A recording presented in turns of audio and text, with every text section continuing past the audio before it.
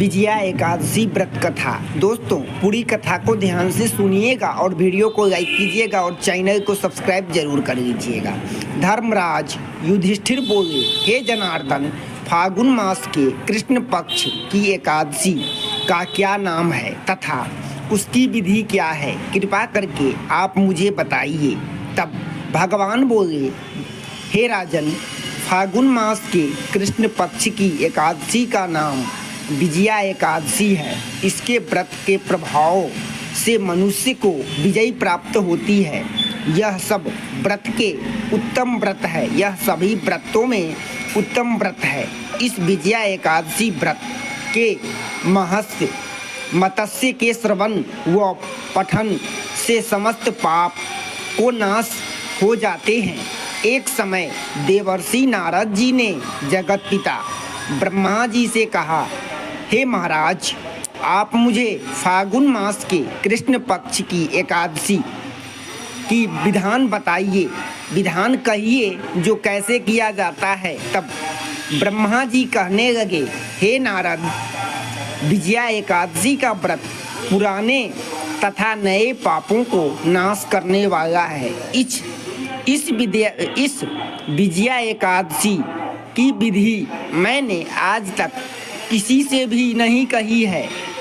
यह समस्त मनुष्यों को विजय प्रदान करती है। त्रेता युग में मर्यादा पुरुषोत्तम श्री रामचंद्र जी को जब 14 वर्ष का वनवास हो गया, तब वे लक्ष्मण जी तथा सीता जी सहित पंचवटी में निवास करने लगे। वहाँ पर दूर रावण ने जब सीता जी का हरण किया, इस समाचार से श्री रामचंद्र जी तथा लक्ष्मण जी अत्यंत ही व्याकुल हुए और सीता जी के खोज में चल दिए। घूमते घूमते वे मरणासन जटायु के पास पहुँचे तो जटायु उन्हें सीता जी का वृत्तांत सुना करके और स्वर्गलोक में जटायु चला गया। कुछ आगे जाकर के उनके सुग्रीव से मित्रता हुई और बाली का वध हुआ। दोस्तों पूरी कथा को ध्यान से सुनिएगा और वीडियो को लाइक करना है और चैनल को सब्सक्राइब करना है और दोस्तों में शेयर करना नहीं भूलिएगा दोस्तों, क्योंकि ये भगवान विष्णु श्रीमन नारायण की कथा है। इसे सुनने से समस्त पापों का नाश होता है और जो भी काम करते हैं उसमें विजय प्राप्त होते हैं। और विजया एकादशी व्रत करने से हनुमान जी उन्हें सीता जी का वृत्तांत सुना करके स्वर्ग लोक में चला गया। आगे जा करके उनकी सुग्रीव से मित्रता हुई और बाली का वध हुआ। हनुमान जी ने जा करके लंका में सीता जी का पता लगाया और उनसे श्री रामचंद्र जी और सुग्रीव की मित्रता का वर्णन किया और वहां से लौट करके हनुमान जी भगवान श्री रामचंद्र जी के पास आए और श्री रामचंद्र जी ने वानर सेना सहित सुग्रीव की संपत्ति से लंका को प्रस्थान किया। जब श्री रामचंद्र जी समुद्र से किनारे पहुँचे, तब उन्होंने मगर मच्छ आदि से युक्त उस अगाध समुद्र को देख करके लक्ष्मण जी से कहा कि इस समुद्र को हम किस प्रकार से पार करेंगे, इस समुद्र को हम किस प्रकार से पार करेंगे। श्री लक्ष्मण जी ने कहा, हे पुराण पुरुषोत्तम, आप आदि पुरुष हैं और सब कुछ जानते हैं। यहाँ से आधा योजन दूर पर कुमारी द्वीप के बकदाभ्य नाम के मुनि रहते हैं। बकदालभ्य नाम के मुनि रहते हैं और उन्होंने अनेक ब्रह्मा देखे हैं। आप उनके पास जा कर के इसका उपाय पूछिए। लक्ष्मण जी के इस प्रकार के वचन सुन करके श्री रामचंद्र जी बकदाभ्य मुनि के पास गए और बकदालभ्य मुनि के पास गए और उनको प्रणाम करके और फिर दोस्तों वीडियो को लाइक करना है और चैनल को सब्सक्राइब करना है और पूरे वीडियो को देखिएगा और वीडियो को लाइक करना है और चैनल को सब्सक्राइब करना है और दोस्तों में शेयर करना नहीं भूलना है दोस्तों। और पूरी कथा को ध्यान से सुनिएगा। पूरी कथा सुनने से श्रीमन नारायण भगवान श्री हरि विष्णु की कृपा प्राप्त होती है, इसलिए आधा अधूरा नहीं छोड़ना है दोस्तों। पूरी वीडियो को देखना है और फिर बकदालभ्य मुनि के पास जा कर के भगवान श्री रामचंद्र जी उनके पास गए और उनको प्रणाम किए। फिर उनको प्रणाम करके बैठ गए और मुनि ने भी उनको मनुष्य का रूप धारण किए हुए पुराण पुरुषोत्तम समझ करके उनसे पूछा कि हे राम, आपका आना कैसे हुआ।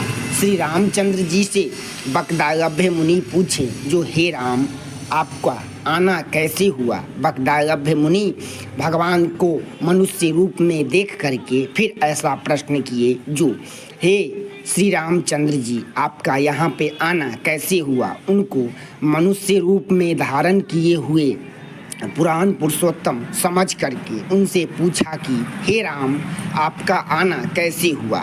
श्री रामचंद्र जी कहने लगे कि हे ऋषि, मैं अपनी सेना सहित यहाँ आया हूँ और राक्षस को जीतने के लिए लंका में जा रहे हैं और लंका में जा रहा है। आप कृपा करके समुद्र पार करने का माध्यम बताइए। आप कृपा करके समुद्र के उस पार जाने का माध्यम बताइए, जो हम कैसे समुद्र के उस पार जाएंगे और राक्षसों को जीतने के लिए लंका जाना चाहते हैं और अपनी सेना सहित आया हूँ और राक्षसों को जीतने के लिए लंका जा रहा हूँ। आप कृपा करके समुद्र पार करने का कोई भी उपाय बताइए, मैं इसी कारण से आपके पास आया हूँ। दोस्तों वीडियो को लाइक करना है और चैनल को सब्सक्राइब करना है और पूरे वीडियो को देखना है और वीडियो को लाइक कीजिएगा और चैनल को सब्सक्राइब करना है और दोस्तों में शेयर करना है दोस्तों, ये नहीं भूलिएगा। और पूरी कथा को ध्यान से सुनिएगा। फिर मास में कृष्ण पक्ष की एकादशी का उत्तम व्रत करने से निश्चय ही आपकी विजय प्राप्त होगी। बकदालभ्य मुनि भगवान श्री राम जी को बोले कि श्री कृष्ण पक्ष के एकादशी का उत्तम व्रत है, करने से निश्चय ही आपकी विजय होगी और साथ ही में आप समुद्र पार कर लेंगे। फिर इस व्रत की विधि यह सुन करके दशमी के दिन सोना, चांदी, तांबा या फिर मिट्टी का एक घड़ा बनाएं और उस घड़े को जल से भर करके तथा 5 पल्लव रख वेदिका पर स्थापित करें और फिर वेदिका पर स्थापित करें और उस घड़े के नीचे सतनाजा और ऊपर जौ रखें। उस पर नारायण भगवान की स्वर्ण की मूर्ति स्थापित करें और एकादशी के दिन स्नान आदि से निवृत्त होकर के धूप, दीप, नैवेद्य, नारियल आदि से भगवान की पूजा करें। तत्पश्चात घड़े के सामने बैठ करके दिन व्यतीत करें और रात्रि को भी उसी प्रकार बैठे रहें, उसी प्रकार घड़ा के पास ही बैठे रहें और बैठे रह करके जागरण करें। द्वादशी के दिन नित्य नियम से निवृत्त हो करके और उस घड़े को ब्राह्मण को दे दें और हे राम, यदि तुम इस व्रत को पूरे नियम निष्ठा और पूरे विधान के साथ नारियल, नैवेद्य आदि भगवान की पूजा करें। तत्पश्चात घड़े के सामने बैठ करके पूरे दिन को व्यतीत करें, रात्रि को भी उसी प्रकार बैठ करके रहें और जागरण करें। द्वादशी के दिन नित्य ही नियम से निवृत्त हो करके उस घड़े को ब्राह्मण को दे दें। हे राम, यदि तुम इस व्रत को सेनापतियों सहित करोगे तो तुम्हारी विजय अवश्य होगी। श्री रामचंद्र जी ने ऋषि के कथा अनुसार इस व्रत को किया और इसके प्रभाव से दैत्य पर विजय प्राप्त हुई। भगवान श्री राम विजयी हुए, रावण को मार दिए और फिर लंका में जाकर के रावण को मार दिए और भगवान विजय प्राप्त हुए और रावण हारा गया और रावण मारा गया। तो विजया एकादशी करने से सभी कामों में विजय प्राप्त होते हैं दोस्तों। इसलिए पूरे वीडियो को देखिए, सुनिए कथा और वीडियो को लाइक कीजिएगा और चैनल को सब्सक्राइब कर लीजिएगा और दोस्तों में शेयर करना नहीं भूलना है। चलिए, विजय पाई, भगवान श्री राम विजय प्राप्त किए।